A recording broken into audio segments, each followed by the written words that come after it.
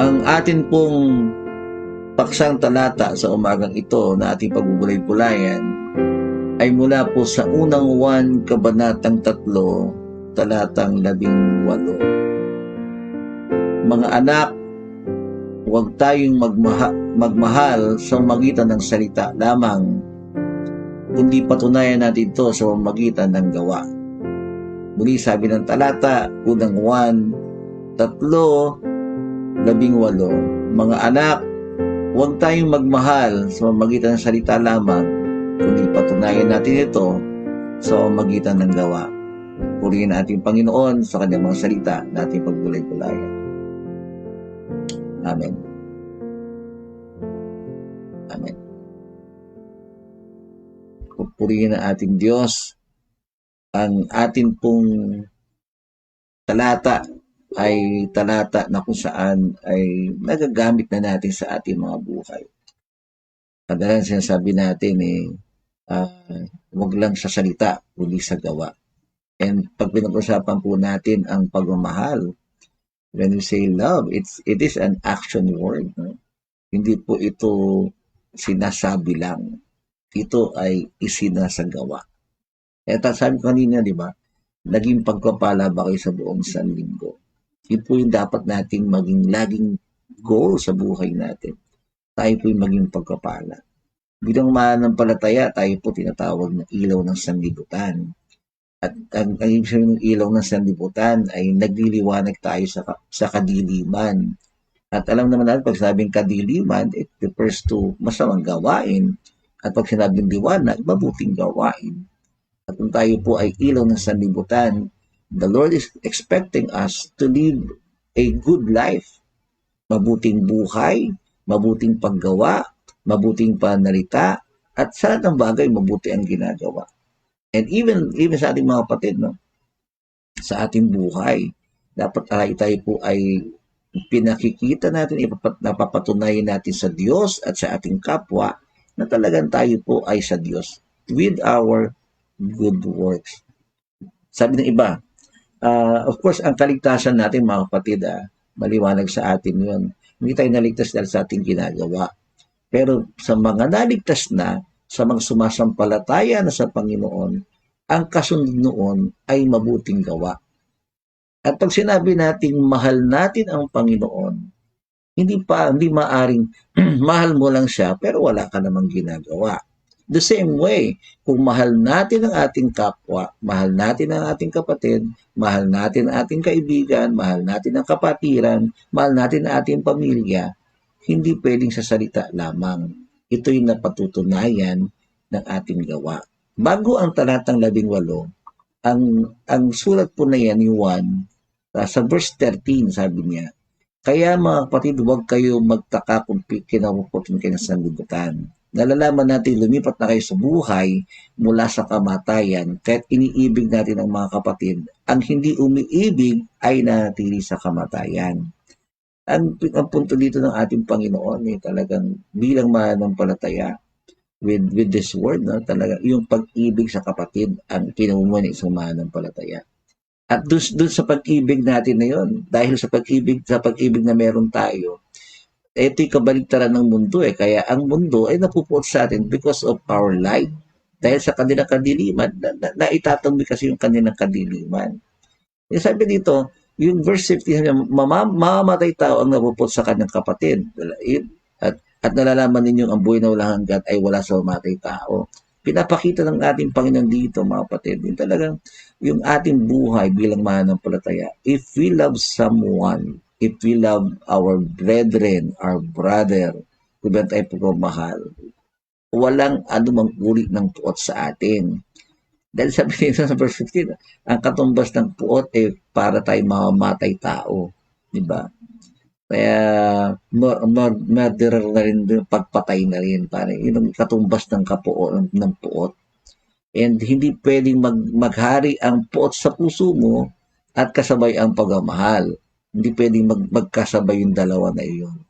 Kaya dapat ang maghari sa atin ay pagmamahal.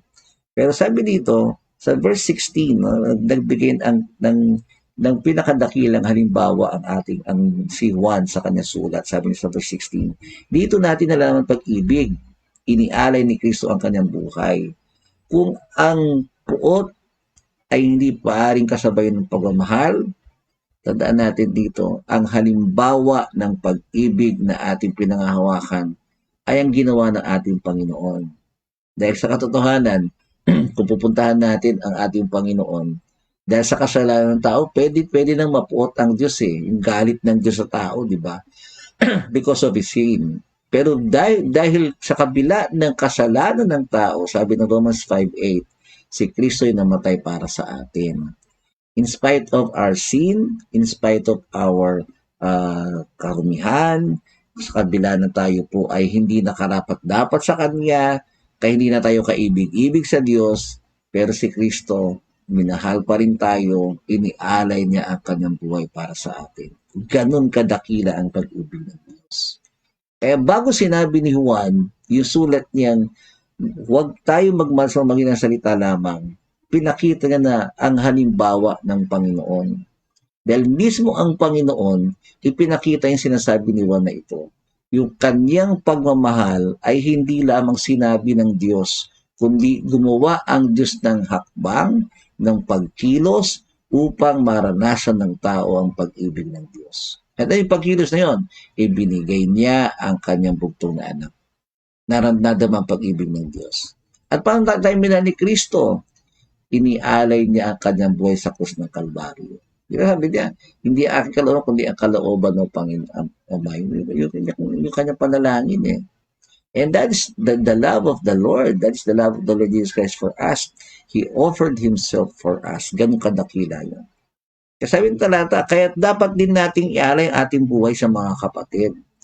Kung si Kristo ay nagmahal sa atin, ng gayon na lamang, kung ang Diyos ay nagmahal sa atin ng gayon na lamang, dapat ganun din ang pagmamahal natin sa kapatiran. Dapat ganun din ang pagmamahal natin sa ating kapwa. Nagbigay ng practical na halimbawa si Juan sa verse 17. Kapag nakita ng isang may kaya sa buhay ang kanyang kapatid na nangangailangan at pinagkaitan ito ng tulong, masasabi bang siya'y umiibig sa Diyos?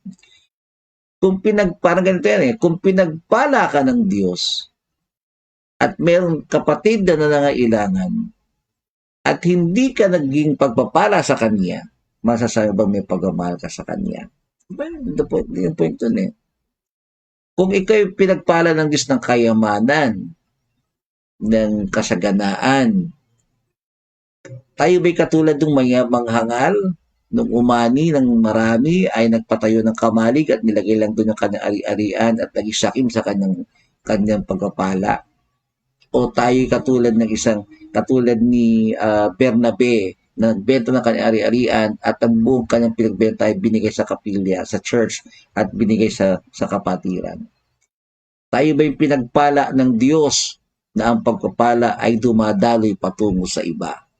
O yung pagpapalang meron tayo ay inaangkin lang natin para sa ating sarili? If you love the brethren, hindi mo lang sasabihin, mahal ko ang kapatirang ito, kundi gagawa ka ng mga hakbang upang makatulong sa kapatiran ng ating iglesia, kapatiran ng ating sinasamahan, lalo na sa mga nangangailangan. I believe, mga kapatid, sa panahon pong ito ng pandemya, if you have a local church, yung local church mo ay may pangailangan ngayon, ano na ang naidulog mo na bahagi sa pangailangan ito? O ang panalangin sa pandemya, Lord, pagpalain niyo ako, puro pagpapala ang iniisip natin. And if God has blessed you so much today, make it sure na you become a blessing to others today. And that is love. Yung pagmamahal ay hindi mo lang sinasabi, kundi ang pagmamahal ay dumadaloy sa iyo sa pamamagitan ng ikaw ay maging pagpapala para sa iba. Kapatid, ang pagpapalang meron kang sa iyong kamay ay pagpapalang nais ng Diyos ay maibahagi mo sa iba bilang tanda ng pagmamahal mo sa ating Panginoon at pagmamahal mo sa ating kapwa. Marahil hindi ka kayamanan, karunungan, kalakasan, kalusugan, o ano bang mayroon ka ngayon, alam mong pinagpala ka ng Panginoon. Ano mang pagkapala meron ka ngayon, make your life a blessing to others. Sabi ng talata, patunayan natin ang ating pagmamahal sa pamamagitan ng gawa. Huwag nating mahalin ang ating kapwa na I love you lang. Mahalin natin ang ating kapwa. Kasabay ng ating pagsasabing mahal kita, ay may action tayong ginagawa para sa kanyang pangailangan. At kung ikaw ng kapatid yung nangangailangan, I pray, if someone will bless you today, be a blessing to others also. Yung pong blessing na yan, dapat patuloy yan. So, mga nagsasalin sa bawat isa. Dahil habang pinagpapala ng Diyos ang isa, pagpapalay ng isa, and that blessing will pass around. At alam nyo, mapatid, yung blessing na binigay mo sa iba, isang araw, o kasi na yun, may pagpapala ang Panginoon sa iyo. Diba? Marami tayong ganyang karanasan na nagtumulong ka sa isang kapwa, maya-maya merong blessing agad ang Diyos sa'yo, doble pa ang pagpapala. Marami tayong ganyan mga karanasan kung saan we become a blessing to others and the Lord will bless us more. Tandaan natin to. It's a blessing to be a blessing. And as you bless others, the Lord will continually bless your life. Kaya, isang pagpapala ang maging pagpapala. At habang ikaw ay nagiging pagpapala, patuloy kang pagpapalain ng ating Panginoon. And that's how we will show love to our brothers and our sisters. Puri ng Panginoon, magandang umaga po sa ating lahat. Tayo po lahat ay dumulog sa isang panalangin sa ating pong pagbulay-bulay na ito. Lord, salamat po sa umagang ito. Purihin po kayo sa salita na aming pong pinagbulay-bulayan. Salamat, Panginoon, dahil alam namin, hindi man namin ito perfectly na magagawa, pero sinisikap po namin na ang pag-ibig na mula sa inyo ay amin pong patuloy na maipamahagi sa aming kapwa. At kung meron man kami